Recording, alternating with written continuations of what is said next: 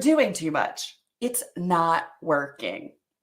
Imagine living life on your own terms, free from limitations, and creating more energy, success, and fulfillment.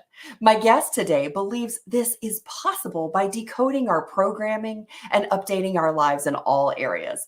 Stanley Dietrich, a licensed and certified life coach, postural alignment specialist, brain health coach, and licensed neuroencoding specialist, has made it his mission to help others annihilate limiting beliefs and live their fullest lives.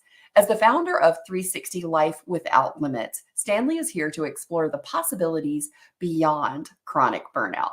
And you guys, I cannot wait to bring Stanley on to kick off this conversation because we are going to dive into three key areas when we're talking about burnout in particular. Stanley and I are going to talk about stress and dis-ease, sleep, and nutrition. And yes, I know you've probably heard about, oh, you need more sleep. Oh, you need better, nutrition. You need to nourish yourself. You need to decrease your stress. Well, Stanley's bringing a whole different lens to this. So stick around. Here we go. Morning sun rays rise up high. Feel the joy as time goes by. Take a breath, you're gonna fly. Every day a fresh new try. SelfCare September, here we go. Energize, let your heart show. Burnout gone, let's start to flow. Every step a brand new glow.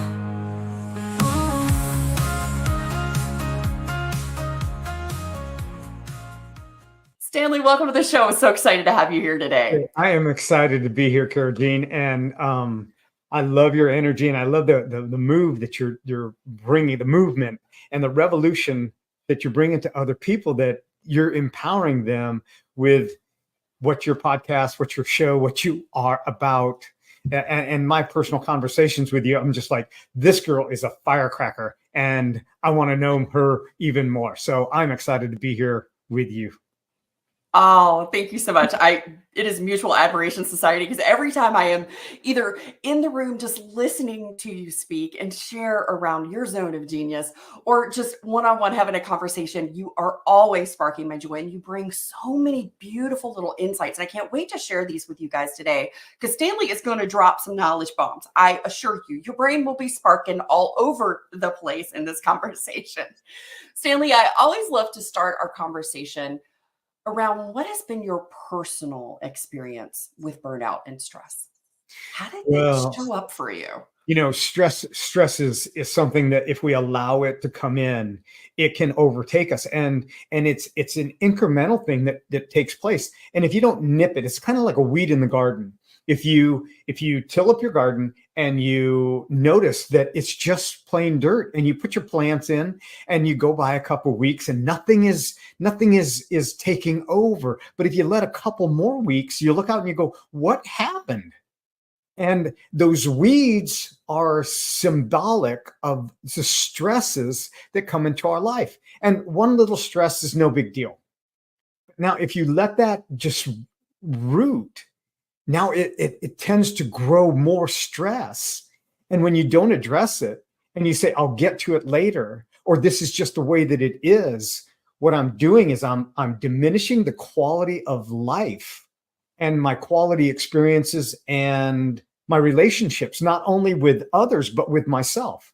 And if I don't have a high quality relationship with myself, it is absolutely impossible. You cannot fake it till you make it. I don't believe that you can fake it till you make it, because that's a I agree. That is a horrible piece of advice people give. Statement. Yeah. And it's kind of like, what I do as a postural specialist, people say no pain, no gain. I say, that's another dumb saying, Okay. So for everybody out here, because I have hypermobility, and a lot of the population, a lot of people in my world have Ehlers-Danlos or hypermobility. We know darn good and well, because we have pushed through thinking, gosh, this just hurts. You guys, you just heard that. You just heard that, right? That no pain, no gain. No, that is not a good thing. But Stanley, what I really want to know, because I love how you set this up as we look at sort of planting a seed in the garden, and if we're not paying attention to it, then it just sort of takes over. It's kind of like the weeds taking over in the garden when we're talking about stress. What's been your personal experience? Where did stress show up for you before you know what you know now, when you were just going about lifing? How Oh, did it show up for you? it really stemmed from what I didn't know that I didn't know. And, Right. so when I don't know what I don't know, then I try to participate in an activity or an adventure or an achievement, and things just seem like they just fell in. And I'll give you an example. I'll give you one example, a very personal example. So when I was building my home here in 2000, so 24 years ago, I had approval from my loan officer that they would give me the extra funds so that I could finish my basement. And I had $80,000 extra in the finishing of the basement. And I go and I had all the inspections done. The bank people sent their inspectors out, and I go to get the additional funds approval. And the president of the bank says, "We're not going to give it to you." And now I'm upside down and I'm at oh no, what do I do?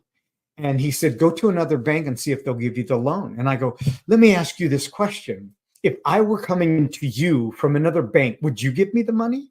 Then why would you think another bank will give me the money?" And so I had my level of stress, and I've got a big, now what? And so what I did was I said, "You know what? The best place for me is the beach, the ocean." So we drove from Indiana to Myrtle Beach, 16 hours. And as soon as my feet hit the sand, as soon as I smelled the salt water, all stress left my body. And I was able to allow myself to tap into, number one, prayer. And number two, it was just to be present in the moment. And I came home from that vacation, and I put my other house on the market. And I thought, if I'm going to have two house payments, I'm going to get rid of one of them. And I'm not going to give this one away. And so that's what I did. And I put my house on the market. And my realtor had three people the day that I listed it to come and look at my house. And this was back in, like I said, 2000. And she came to me with a price, and she said, "Here's what I've got a price for you." And I said, "No, I'm putting on the market for 72,000. And she gave me a price of 66. And I said, "No, here's the deal. If they don't want it," I prayed about it. "If they don't want it, God has somebody else behind them." And what I did was I released that stress, and I allowed what I was given, the intention and the direction that I was given, to minimize, to filter out. And they came back 3 hours later and said, "Okay, immediate possession, you have to be out next Saturday." Now, they're added some stress because I'm working a big job in another town. And now I've got to move my house and move everything, all my belongings. But you know what? As I began to take that step by step and go, what can I do? What control can I have? It eliminated that particular stress. And stresses are going to come up, but here again, it's pulling the weed out. As soon as you see a few weeds, you go and you pull them out so that they don't build up. So Stanley, what does stress feel like for you when it shows up? Like before you work with the tools that you have, how does it show up for you? How do you experience stress? It shows up when I think that I needed to be in control of something that I couldn't control. Like, do you have particular thoughts or phrases? Is Yeah. there a place that responds in your body? Owning your own business, it shows up in your body as a tightness, I lost my appetite. I stayed up longer so that I could think things through, which I thought that was another lie that I was believing, that if I just stayed up longer and I put more pencil to more paper, that I could finally dissect this. But I was so close to the situation that this is where getting away from it and then beginning to go, okay, so if I can't control it, what can I do? And how can this serve me and make me a better, stronger person than allowing it to diminish and destroy what is going on in my life. And as I began to strategize and really process that, I really feel like I was given a gift to be able to separate myself and look inside. Now, that doesn't always happen. It happens. It takes us by surprise. You get that notice in the mail that, hey, you know what? You didn't pay enough in taxes this year, and here you got a bill. And now you go, now what? And it's taking that process and diminishing that, because I know what stress is doing against me, and stress never really helps me get forward. It always pushes me behind. Mm. Oh, that is so relatable. It never pushes me forward, always pushes me behind. It's interesting because there's different types of stress. Mhm. There's distress, which is that negative stress, that one that feels like it's pushing us backwards, right? Then there's just neutral stress. There is a neutral pressure that exists that is not positively or negatively charged. It's just a neutral pressure and a neutral stress. Then there's eustress, which is the good kind of stress that pushes us forward, right? Those stresses that are like the good things for a new project and that kind of thing. And as we talk about distress, and I talk about like stress and dis-ease, and you were talking about how this can really impact and shape our human experience. Can you share a little bit more about that, Stanley? So we know that stress is the cause of every dis-ease, and we bring that word together and it's disease. So stress creates disease. So cortisol, it gets formed in our body. It's a hormone in our body, and it's that protective hormone. But when that protective hormone is heightened over a period of time, it destroys the telomeres that are attached to our DNA. So our DNA, if you've seen DNA, it kind of looks like a ladder that's been twisted. And on the end of the DNA are telomeres. And telomeres are like the little plastic end on a shoelace. Okay. So I'm just going to throw in some stuff for the ladies. This is how you look young when you got good, healthy telomeres, when they're not all frayed and funky. Right. Right. Exactly. So for women, if they have split ends, they go, what do I got to do? They're going to cut the ends off. Well, when you do that with telomeres through cortisol that is produced in your body, you're actually diminishing the longevity of your life. And continued stress destroys your life. It diminishes years. So you may not be, you may be able to get Botox, and you may be able to put makeup on, and you may be able to put lipstick on, but underneath it all, when all of that is gone, at the end of the day, you're looking at the bare person. And if you don't like the way that bare person is looking, then you go, these are the effects of stress. What can I do? Because if it's doing this on the outside, what's it doing where I can't see it? And this is where, cancer really takes over. My mom had cancer, and, we couldn't tell from the outside. And she went 6 months without reporting the different changes because she thought it was a normal experience, what she was experiencing, right? Then she come to find out that it was cancer. And as that wasn't addressed properly, it then began to go elsewhere in her body. And this is what stress does. My mom was under a great deal of stress.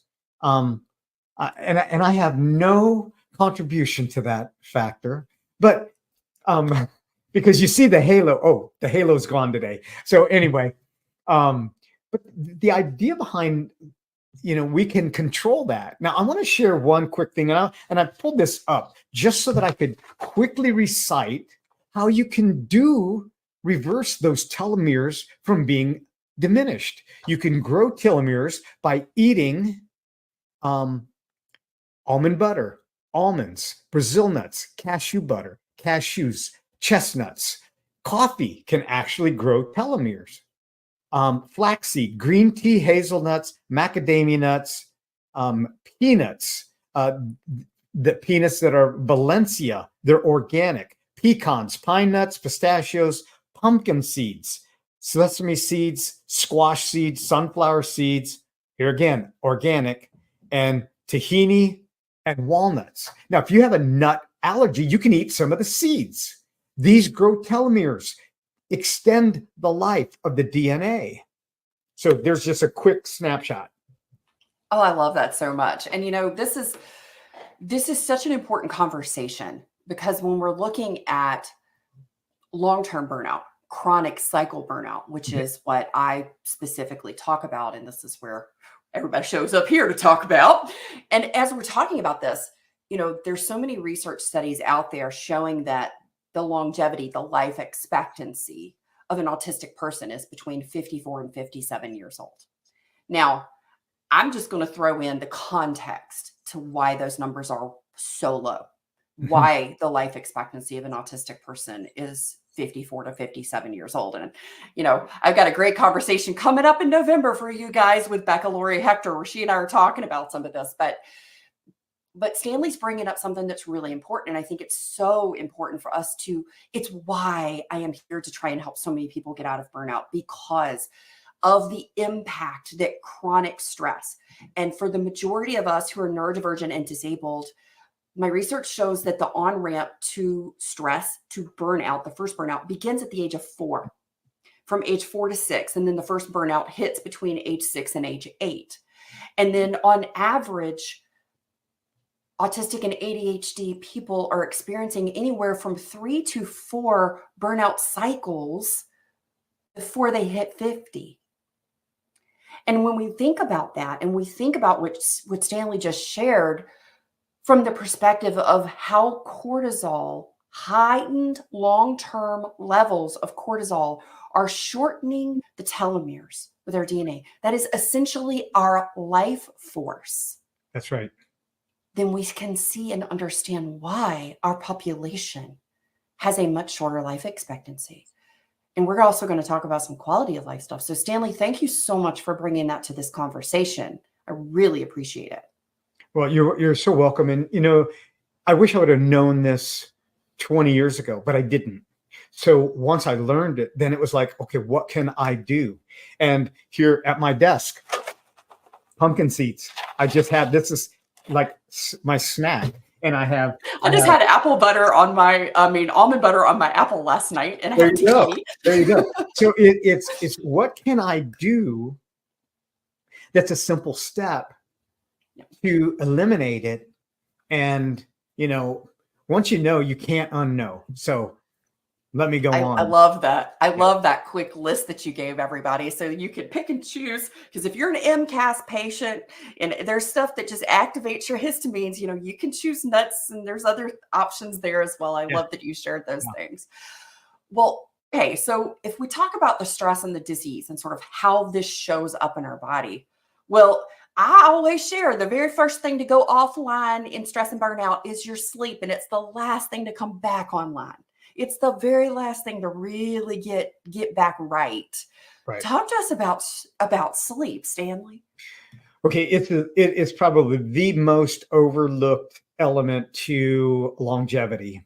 And this was a big fallacy of mine, because having ADD, ADHD, I thought that the Energizer bunny had nothing on me. And I wore it like a badge of honor. I'm like, bring it on, Energizer, okay? Because I can go with 2 hours of sleep. I didn't realize the damage that I was doing to my body, and this is a fact that so on a construction job, probably 8 years ago now, 7-8 years ago, I did 3 consecutive days where I was on the job 22 hours.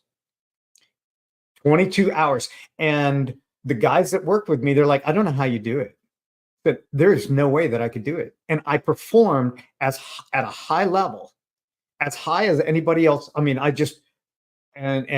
worked 105 hours that particular week. In 3 weeks, I worked 287 hours, physically work in the field on the job.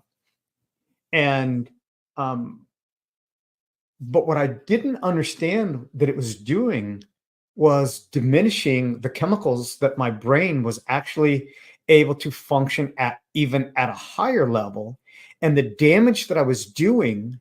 And I would go on very minimal sleep, but I was a workaholic. and having ADD and having the abundance of energy, I would say you won't outlast me. You may outlift me, but you won't outperform me, and you won't outlast me. I'll go. I could dig a ditch with a spoon and not get tired. Okay. And because I wasn't an excavator. So I didn't, I would make do. But that lack of sleep, the restoring of what's going on in my body, having the ability to detoxify what's happening, that's when that peace and that energy really gets regenerated. And if it's been proven that even guys on the that are marksmen, if they have 8 hours of sleep, they actually have a 97% accuracy. If they have 6 hours of sleep, they have a 60%. If they have 5 hours of sleep, they have a 30% accuracy. Now, when you take that into consideration and you understand what your brain requires just for that downloading and your body having those chemicals being flushed through, if you shorten that sleep cycle, you shorten the body's ability to rejuvenate and recycle. And this is something that ought to be taught. And I think it's so damaging to our children, because some kids get on the bus at 6 a.m. So that means they're getting up at 5 a.m. They got to get on a bus and they ride for an hour or an hour and a half before school starts. Now you put them in a classroom and they're falling asleep because their body's saying enough is enough. And then they get reprimanded, or they get, and then they're not performing properly because they're not getting the adequate sleep. And it's so detrimental to our body. Oh, it is. And, we apply that to us and we carry forward that same sort of hustle and grind mentality, like you were talking about. And I think, I'm like you. I have the nuclear power plant of energy. Yeah. It doesn't take a lot for me to recharge. And once I do, it goes for a long time. But when I've depleted it and I have not restored it and haven't nourished it properly, it will crash, and it crashes hard. Yeah. Right. And that's one of the things that's so important when we're talking about the impact that long-term or chronic cycle burnout has, because sleep is the first thing that is typically disrupted and it's the last thing to come back online. One of the things that I teach in the unveiling method is we do a deep dive into sleep. We look at the 7 other forms of rest so we can find some places when sleep isn't happening, but to better understand the sleep cycle. So Stanley, what can you share with us in maybe some more detail or some guidance to help people begin to get better sleep so that they can have that good full cycles of sleep, so that our brain is then sort of reducing and all of those beautiful chemicals are coming up and washing and getting all of those toxins that build up out? How do we do this? What do we need to know, Stanley?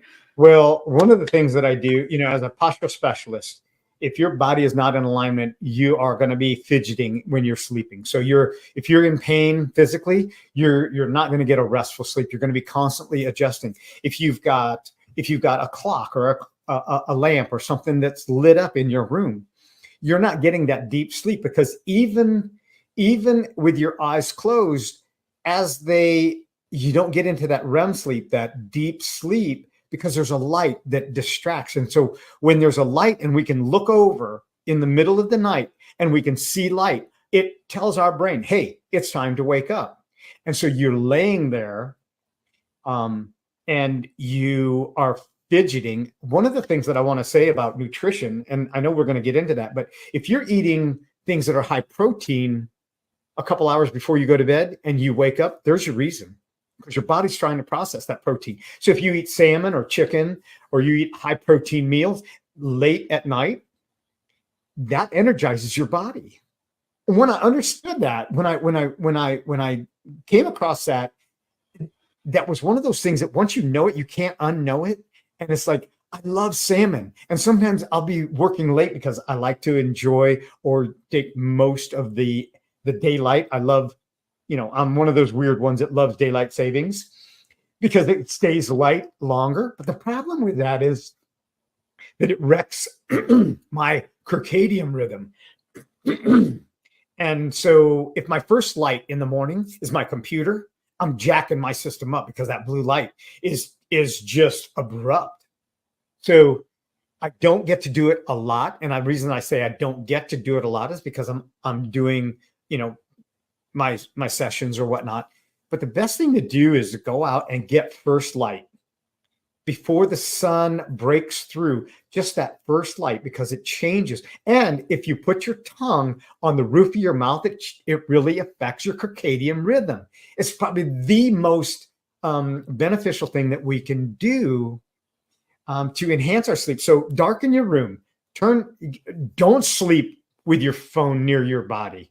Don't do that. That's just bad. Okay. Not I only started putting mine in the other room. It has Yeah. made a huge difference. I really didn't think that it was going to make a big impact, but it has made a huge impact. It has been a huge impact, and congratulations. We're taking a quick pause in the show to share an exciting opportunity. SelfCare September is here. When you register for SelfCare September, you'll get my exclusive self-care guide filled with tools to help you unlock your best energy and well-being. This month-long event features expert guests discussing everything from pain relief and aging to measuring self-care, staying out of burnout during a job hunt, and so much more. Plus, don't miss our special events like 20-minute micro recharge lab sessions with me, Carol Jean, yoga with Lori, and trauma-informed meditation with Meditation Magazine's editor-in-chief, Kevin Ellerton. It's not too late. Join us today at whittingtonwellbeing.com. Now, let's get back to our self-care conversation. And the other thing is, as I said, as a postural specialist, teaching people that they can become aligned. If your body's aligned, not just sitting up straight, but your body is aligned, you will get better sleep. Like, it will blow your socks off. It's And amazing because I have TMJ, and I know a lot of you guys out there are grinders too. And if you are one of the trifecta folks, you know what I'm talking about. I bit an acrylic mouth guard in half in my sleep, grinding. And I didn't realize how out of alignment my jaw and my neck were and how that was really impacting it. It really made a huge difference in my sleep quality. So Yes. I love that you mentioned that. Yeah. Just those kind of little things. Yeah, it's the game changer. People don't, when I tell people that I'm a postural specialist, they're like, are you a chiropractor? And I go, no, I'm not a chiropractor. Are you a physical therapist? I said, no, it's way different, because I'm training you how to become the hero in your story, and you train your body. When you get your muscles in alignment, then they put your bones and your organs in alignment. And now you get a higher quality of life, not just sleep, not just digestive, not just the ability to run, jump, crawl, play, swim, bike, whatever you want to do, but a higher quality of life. And like you said, TMJ is one of those things. It's alignment related, and your body's compensating. Oh man, it is. So one of the things that I love, and I didn't realize, so this is something in my research, this is something I knew for myself, but then I went to the world of data and I said, okay, let's test this and let's collect the data and let's prove if this is true or not.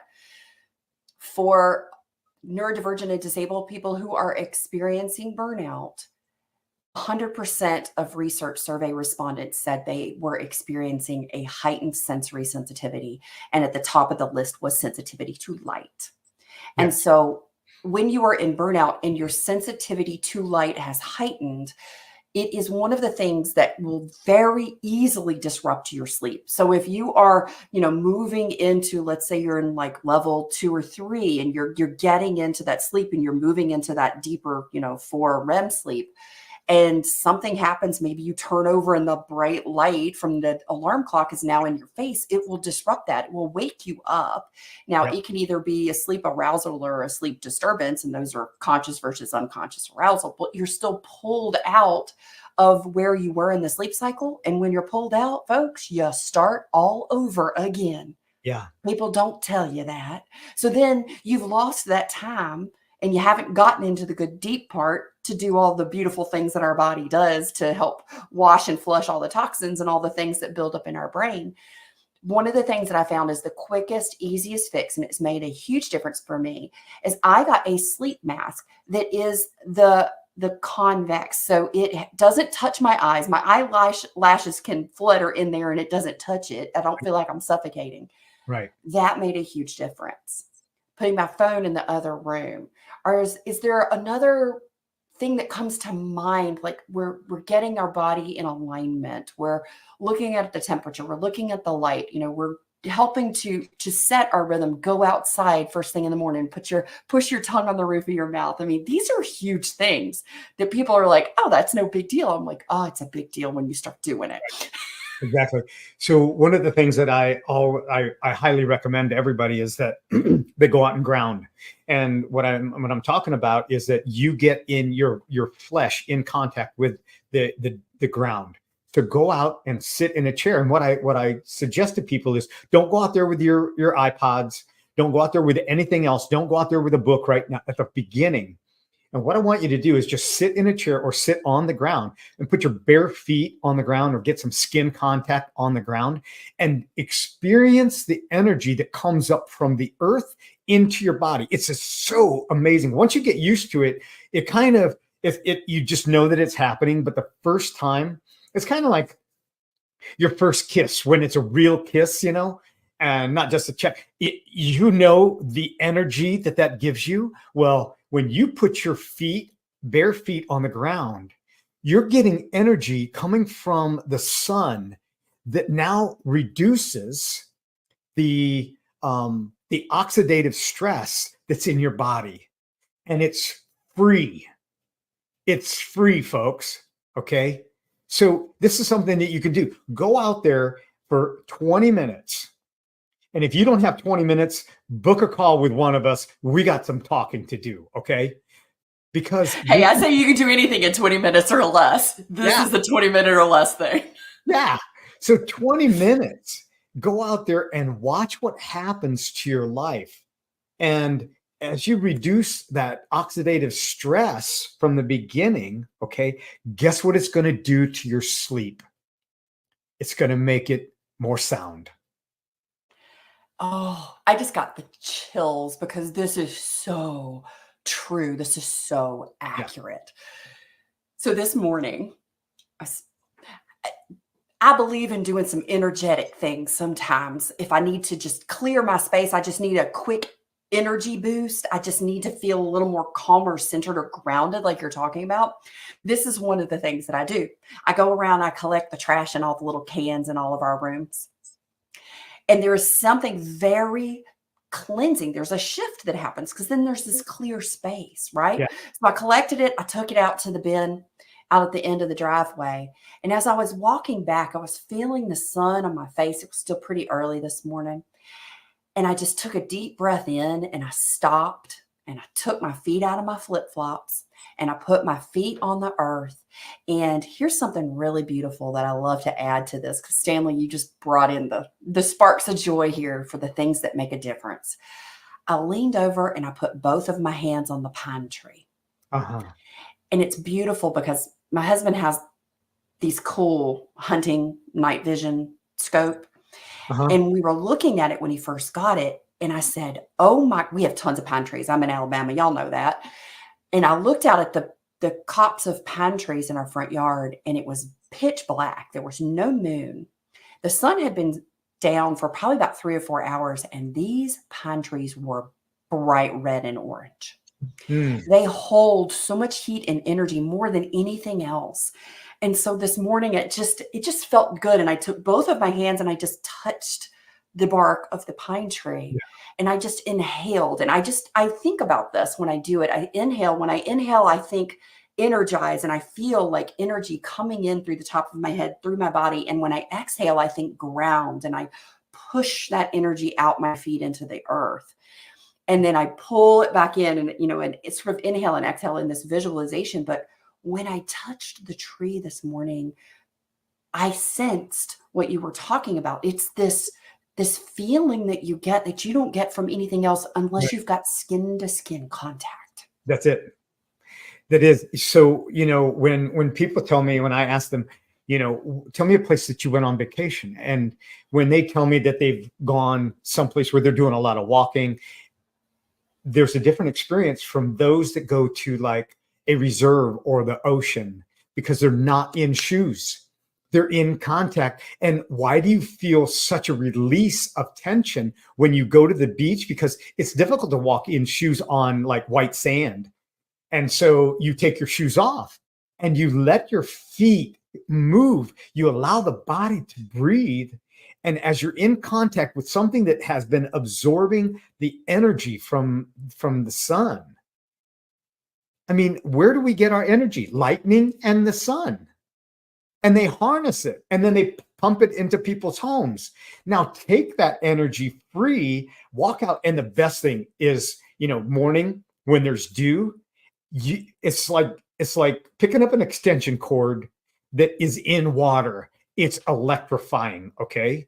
That's something that I don't recommend that you do, but you can walk on the grass that's wet, because now there's more, conductivity that takes place. And now there's not the barrier, it's just energizing that and accentuating it. So yeah, that's beautiful. I'm talking about. I'm gonna have to work up to that one, because I'm thinking I don't want anything wet on my feet unless I'm ready to get wet. There's sensory things. I love that though, because I'm willing to play with that. I'm willing to play with that. Yeah. Oh, Stanley, these are great. Okay, so our last point, you were going to bring some really great conversation around this, because nutrition. We hear this. I talk about nourishing yourself, knowing what your nourishment keys are. And we had Dr. Nicole Mahoney on the show earlier in the summer, and we talked about how blood sugar impacts your energy. It impacts your emotional well-being and resiliency.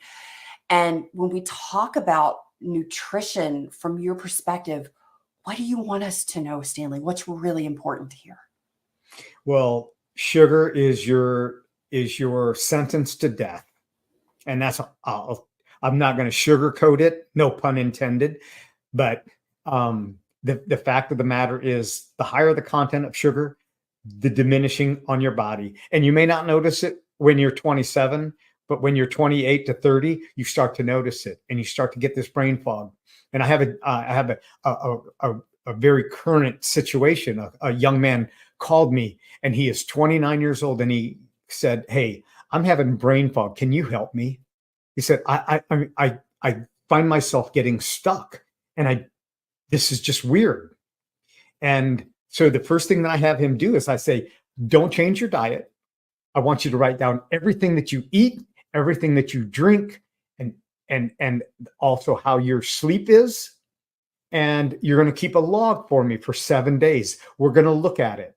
If you fake it, if you give me something that you think that I want, you're not going to have the power. But if you write down just what you're eating and the quantity, not just, I had a sandwich. I don't care that you had a sandwich. What kind of bread did you use? What kind of meat did you put on there? Did you put mayonnaise? Did you put, some other kind of spread? I want to know that, because now we're going to take that and we're going to look at it. We're going to dissect it. If this is only to give you power, our nutrition and sugar is the killer. The sugar is the cause of most of our diseases, because it's over processed. It's stripped of every nutrient. So if you get, and you get these food companies that tell you that it's only got 35 calories, but it's got high fructose corn syrup, it's got soybean oil, and it's got processed flour, all these things. If there's more than 3 elements on there, you better be knowing what you're putting in your body. And, sugar is one of those things. And we've adapted to this. We push the marker. Okay. And so a little bit of sugar today, it requires a lot more tomorrow or next week to satisfy us. And what happens is sugar creates these cravings that says, I need more.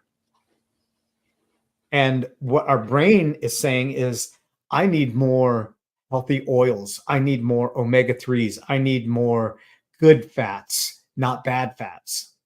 And sugar, it's in everything. And if you can minimize processed sugars and maximize organics, natural ways, fruits. Hey, I have a smoothie every day, and I've got blueberries, aronia berries, which are amazing antioxidant, strawberries, bananas. That thing is sweet enough. I don't have to add sugar to it. Yeah, bananas are super sweet to me. I can hardly do them. I love that was what you started with, Stanley. That's just huge.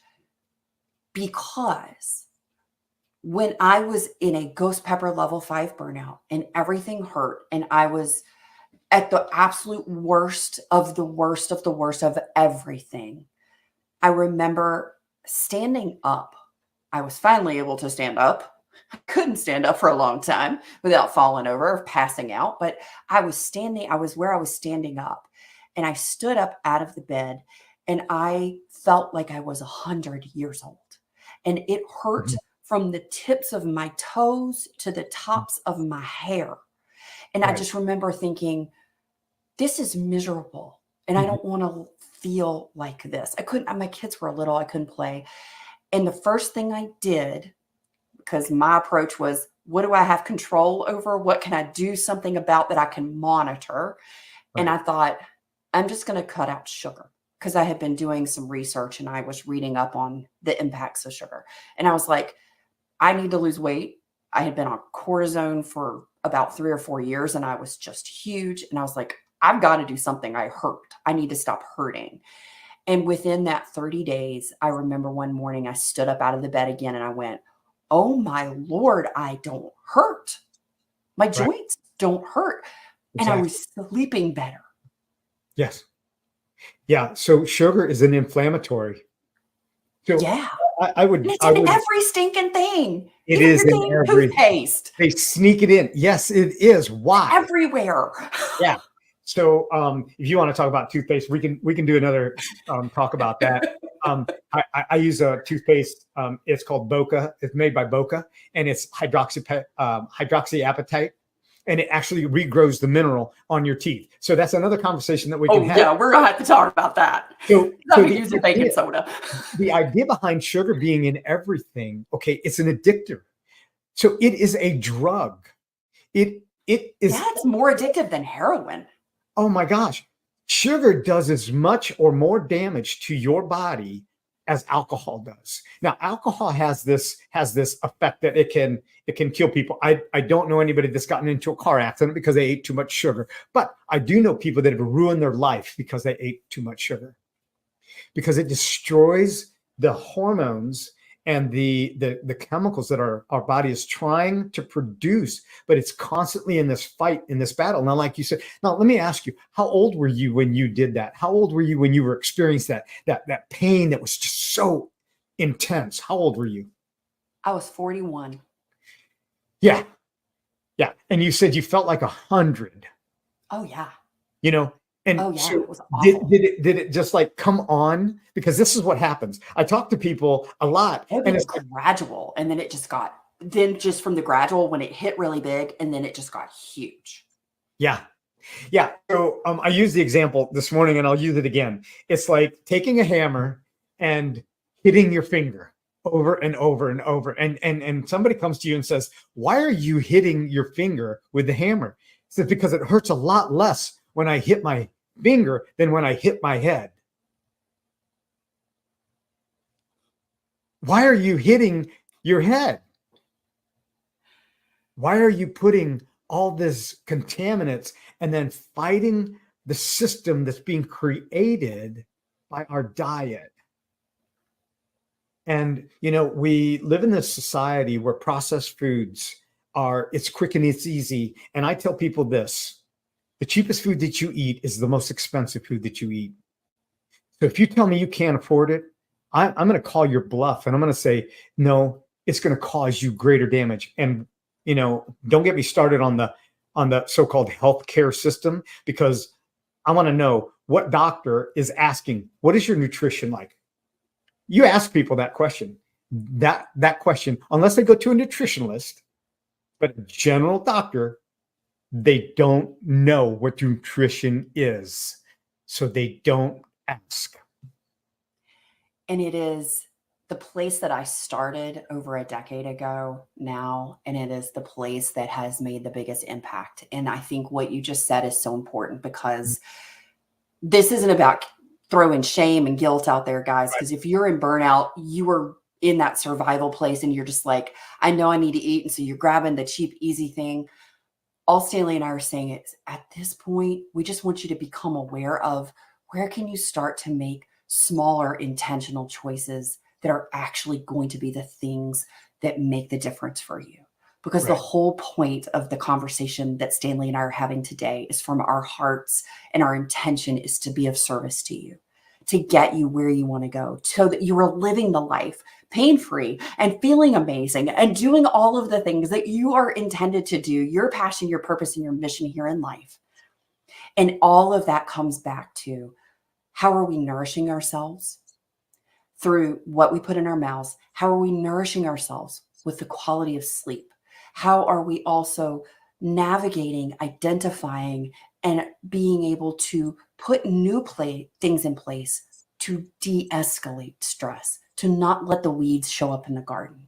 Right. And if we've got a whole host of things happening right now, we're not saying start big, because sometimes that can feel too hard. That can feel more than what you've got bandwidth or spoons to do. What Stanley and I are saying is, just start somewhere, because you're worthy of it. You don't have to earn it. You don't have to do anything to make sure that you can receive it. You just simply are already worthy to receive this. It is already yours. Yeah. And you know, the other thing that I would add, Kurjean, is that we can't do it by ourselves. No. Having that support, having somebody like you, or having somebody like me, or finding somebody that has the ability to give you the support, to encourage you, not to shame you, not to blame you, not to do any of those things, but it's like, what is the one small step that we can do today, like you said, and has been trickled through this. So that's what I want to encourage people to do. Get somebody that can support you, not police you, but be an accountability partner with you to support you and lift you up.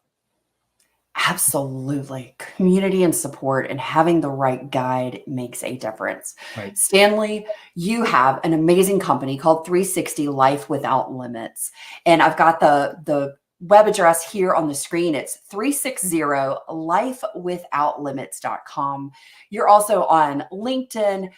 How is the best way for people to get in touch with you? Do you want them to just hop over on LinkedIn and shoot you a message, or just show up in your DM? They can do that. They can go to my website, and I have a place where they can book a call, and it's a virtual coffee. And I don't drink coffee. So if you didn't have your coffee, you just had it. And they can, it's a complimentary call. There's nothing that costs them anything. It's, if you want to have a discussion about where you'd like to go, where you've been, and what that looks like for you, schedule a call and we can talk about what might be right for you and how we can get you there. Oh, I love that so much. Stanley, you're amazing. Thank you so much for being here. Oh, Guys, this is SelfCare September. And all we're saying and all we're doing this whole entire month is looking at the real self-care.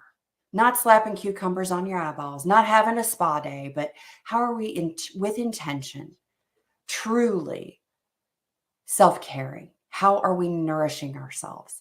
And today you learned 3 different approaches. You got some really great insights here from Stanley. And if you would like to go have a call, make sure you go hit him up over on his website. Go say hello over on LinkedIn. Guys, thanks for being here. Make sure you stick around and get signed up for all the amazing events that we have this month in September. See you next time. Thanks for being here. It's been quite a ride. Energy mastery, let's turn the tide. Top shelf guests, dropping wisdom bombs. Join us next week, where the energy's strong. Beyond Chronic